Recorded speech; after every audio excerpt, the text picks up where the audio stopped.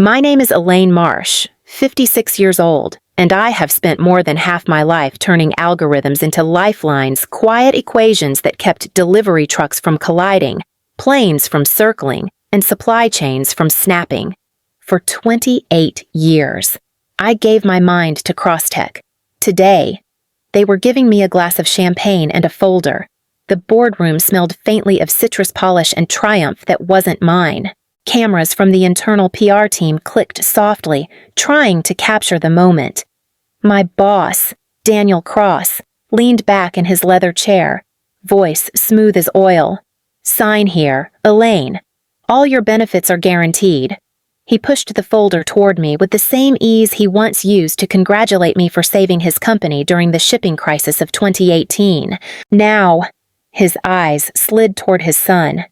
Leo, seated beside him, 27, fresh from Stanford, a polished smile hiding the impatience of someone who had never been told no.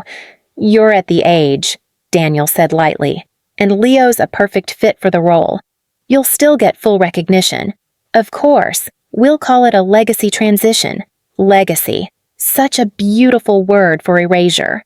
I glanced at the printed clauses, the signatures already waiting below mine, and smiled just enough for the cameras. The pen felt heavier than it should have. Across the table, Leo raised a flute of champagne. "To continuity," he said. The glass clinked. I signed. Daniel exhaled in relief, the sound of victory disguised as civility. "See smooth and simple," he murmured. "You've made the right choice." I slid the folder back across the polished surface. "I always do." I said. Outside, the hallway felt colder, emptier than I remembered. I left my ID badge on the receptionist's desk, stepped into the gray Chicago rain, and let the sound of it drown the last polite applause echoing from behind the glass.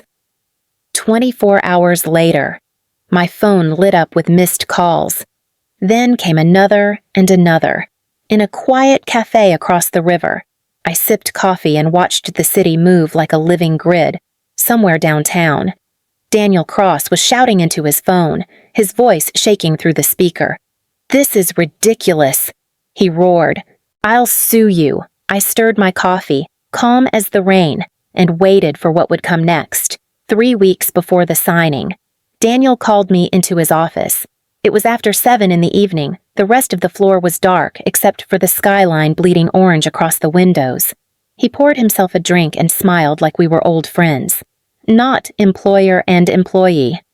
"Elaine, you've built something extraordinary," he began. "You deserve a graceful exit. Not everyone gets to retire with a legacy this intact." He gestured toward the digital model on his screen. "My system, the one I'd spent 12 years refining. Crossflow, he called it now. As if he'd coined the name himself. "I'm not retiring," I said quietly. Daniel chuckled, sipping his whiskey. "Not retiring, transitioning. Think of it as mentoring the next generation. My son's brilliant, but he needs guidance. I want you to hand him the ropes before you move on. You'll still have lifetime royalties, full benefits, your name on everything. A true legacy deal." I leaned back, studying his reflection in the window. "And if I don't," the smile didn't move, but his tone sharpened. "Then the board reassigns the project without your input. You'd still get your severance, but I'd hate to see your work buried under red tape. You've earned better than that." He wanted me quiet, compliant, grateful. I folded my hands on my lap. "Leo's a bright kid," I said. "I'm sure he'll do fine." Daniel's expression softened again, sensing agreement. "You've always been a team player. Let's make this transition smooth. It'll mean security for you and continuity for us." He stood, offering his hand.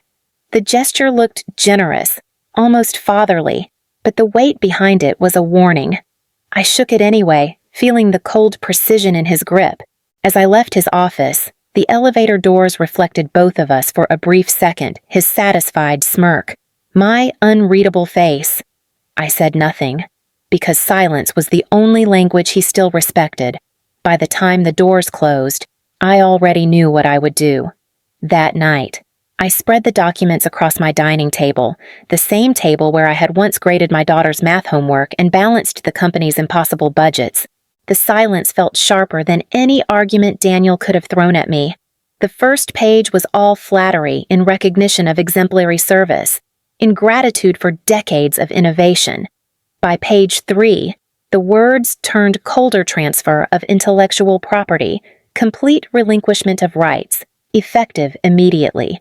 I reached for a pen. When you spend 30 years writing code, you learn that one misplaced symbol can crash an entire system. Contracts are no different. I read every word as if I were debugging a program built to erase me. Then I saw a vague line about benefits being guaranteed upon execution of the agreement. Guaranteed by whom? Under what conditions? I turned the page over and began to write, my hand steady. Ownership of all proprietary software, models, and methodologies reverts to Elaine Marsh if all guaranteed benefits are not fulfilled within 24 hours of execution. A single sentence, neat and quiet, nothing emotional, nothing that would raise a flag. Just logic, pure, clean, merciless logic. I reformatted the section slightly, matching their font and spacing. Years in this company had taught me their style better than they knew it themselves. When I finished, I scanned the contract once more. The amendment blended in perfectly, a whisper in a chorus of legal jargon. At 7 the next morning, I emailed the signed copy to Daniel's assistant, with a polite note, "Please ensure Mr. Cross reviews the final version before execution." She replied with a quick, "Got it, thanks Elaine," and a smiley face. They didn't read it. They never did. Later that afternoon, Daniel called to congratulate me on making the smart choice. His voice sounded relieved. "Everything's official now," he said. I smiled into the receiver. "Yes," I replied softly. "It is." When the call ended, I looked down at my copy of the contract, my signature gleaming under the desk lamp. It was the quietest line I'd ever written and the most powerful. When I arrived at the office the next morning, someone had taped gold balloons to the glass wall of the conference room. They spelled "Welcome Leo" in cheerful, crooked letters. The banner beneath them read, "A new era begins." It was supposed to be my farewell celebration. Daniel spotted me at the doorway and waved me in. "Elaine, there you are," he said brightly. "You made it just in time." He gestured toward the crowd of familiar faces gathered around the buffet table. "We wanted to do something special for the transition." I nodded, forcing a polite smile. "It certainly looks festive." Laughter floated across the room, thin, cautious laughter. My colleagues shifted uneasily, unsure whether to congratulate me or console me. I caught Janelle's eyes from across the table. She looked down immediately, guilt flickering across her face. Leo stood near the projector screen, sleeves rolled to his elbows, confidence radiating from him like stage lighting. "Ms. Marsh," he said, stepping forward. "I hope you know how much I admire your work. My father says your algorithms built the foundation for everything we'll do next." I tilted my head slightly. "Then you'll have your hands full." He grinned. "Don't worry, I'll take good care of your legacy." The words hung there, careless and bright. I glanced at Daniel, who was already raising his glass. "To continuity," he declared, "to fresh energy and innovation." A round of half-hearted claps followed. I reached into my pocket, pulled out my ID badge, and placed it on the table beside the untouched cake. "Before you go," Daniel added, "we'd love one last picture, symbolic closure." "Of course," I said. "Closure is important." The flash went off, freezing our practiced smiles. Leo's arm rested lightly on my shoulder. He smelled of expensive cologne and certainty. As the crowd began to disperse, Daniel leaned close. "You made the right decision, Elaine. You'll thank me someday." I met his eyes, steady and calm. "I already do," I said. Then I walked out, leaving the badge, the cake, and every illusion of gratitude behind me. The morning after the farewell party, I woke to the sound of rain and the quiet buzz of a city already at work. My phone was dark on the nightstand, peaceful. For the first time in years, no alarms, no meetings, no emergencies demanding my mind before sunrise. I brewed coffee and let the silence stretch. By 9, the silence began to crack. The first call came in Daniel's number flashing across the screen. I let it ring, then another, and another. By the time I finished my coffee, there were 7 missed calls. At 11, Janelle's name appeared. I hesitated before answering. Her voice was a whisper of panic. Elaine, something's wrong. The system's it's not responding. The dashboards are frozen, shipments delayed. Leo can't access half the network. I leaned against the counter. He activated it under his credentials. Yes, she said quickly. He did everything by the book, but it's rejecting him. Rejecting him, I repeated softly. She exhaled shakily. Clients are furious.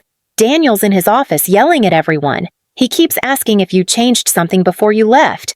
I didn't change anything, I said, which was true. I hadn't changed a line of code. I had only written one. Janelle's voice cracked. They're saying shipments worth millions are sitting idle across the Midwest. Truckloads stalled, ports backed up. It's chaos. I could almost picture it, the system trying to authenticate a user it didn't recognize, the logic tree looping endlessly because the rightful owner had not yet been confirmed. Elaine, she said, voice trembling. Daniel's losing it. He's calling legal. Even Leo's professors. He's already called you 10 times. 21, I corrected quietly, glancing at my screen. Are you going to answer no? The rain outside thickened against the windows.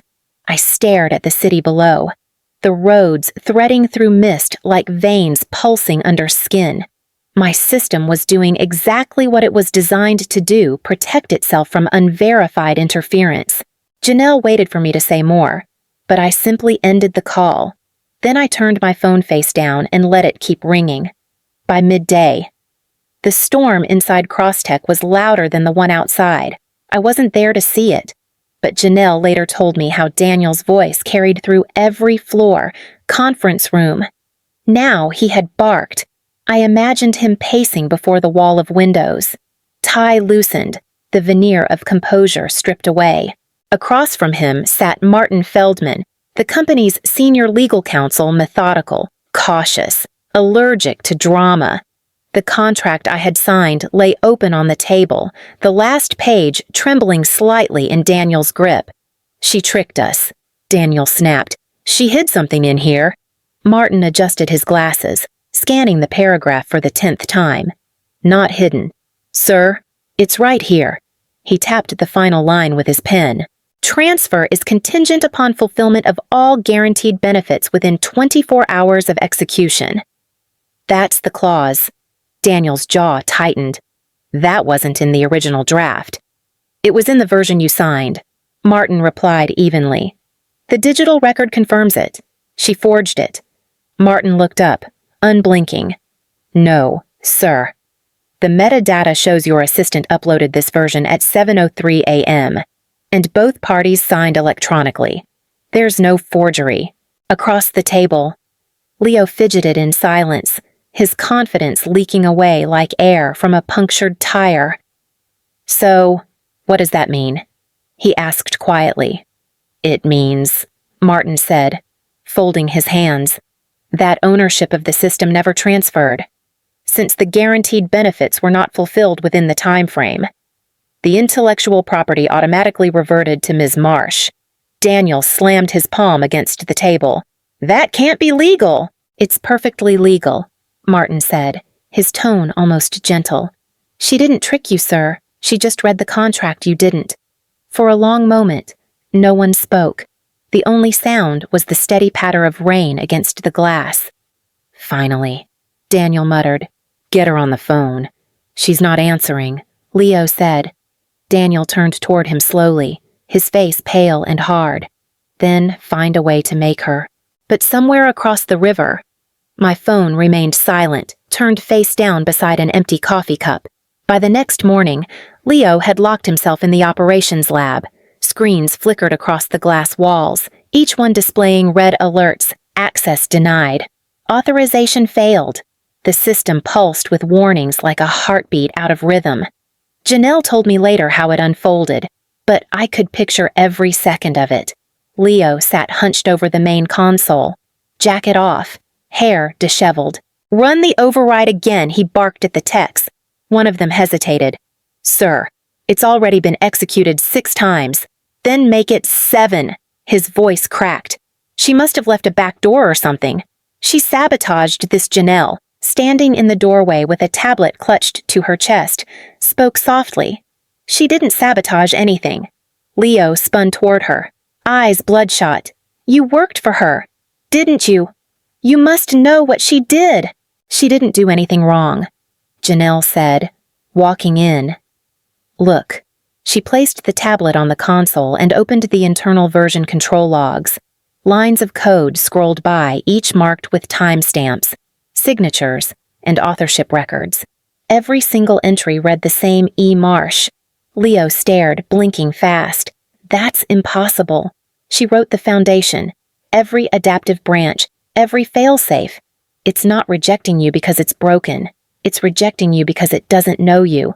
He slammed his hand on the table. "I'm the authorized successor." "Not to the code," Janelle said quietly. "It recognizes its creator's logic. It's organic. It learns from her patterns. It responds to her intuition." Leo's voice trembled.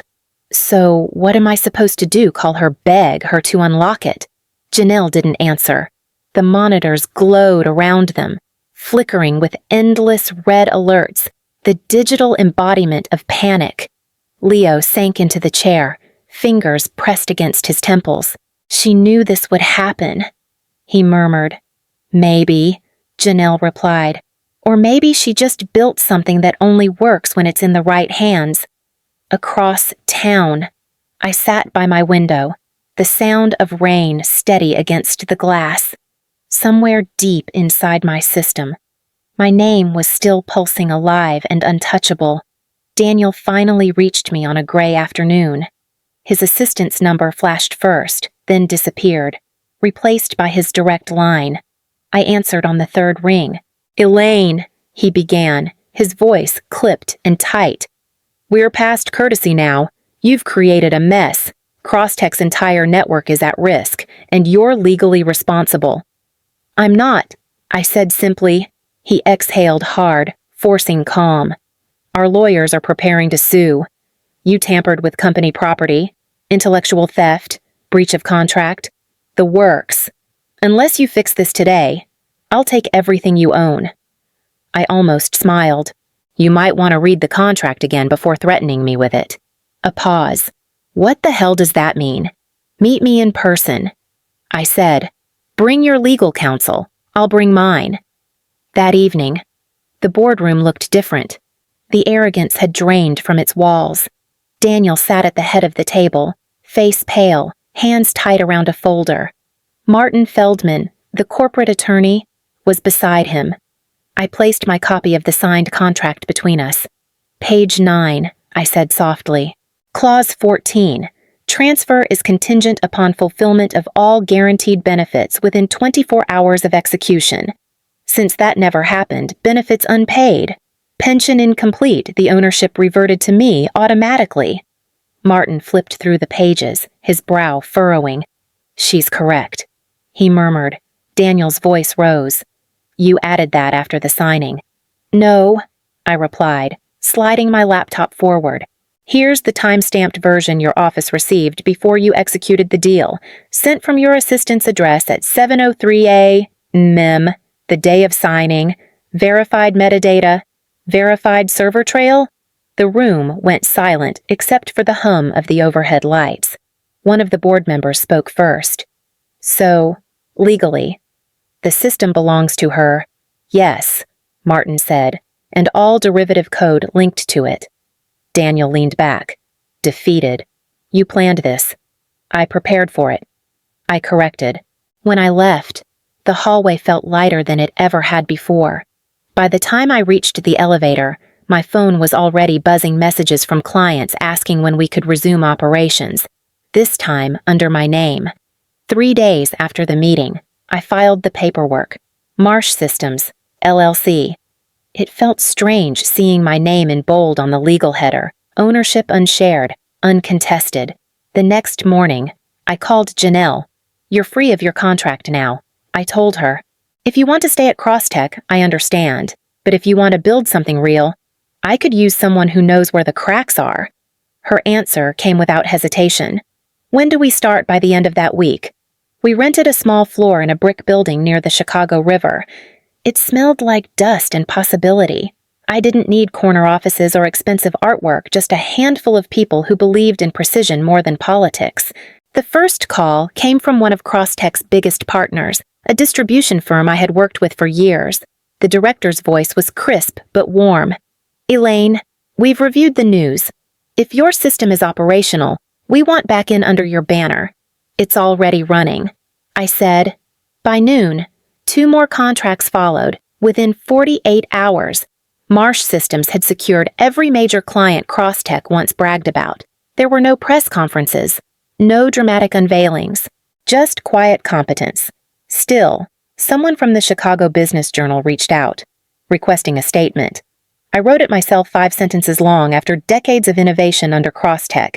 I have established Marsh Systems to continue advancing adaptive logistics technology. Our mission remains unchanged: efficiency, transparency, and integrity. We are grateful to our partners for believing in the people who build the future. The article ran online that evening under a simple headline: "Former Crosstech engineer reclaims authorship rights." Janelle forwarded it to me with a single line: "Dignity makes the loudest noise when it doesn't have to shout." I stared at the headline for a long moment, the cursor blinking beside my name. Then I closed the laptop, letting the sound of the rain drift in through the open window.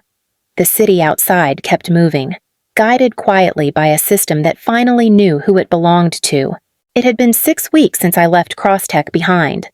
Word spread quickly through the industry: investors withdrawing, clients migrating, the Cross legacy unraveling one headline at a time.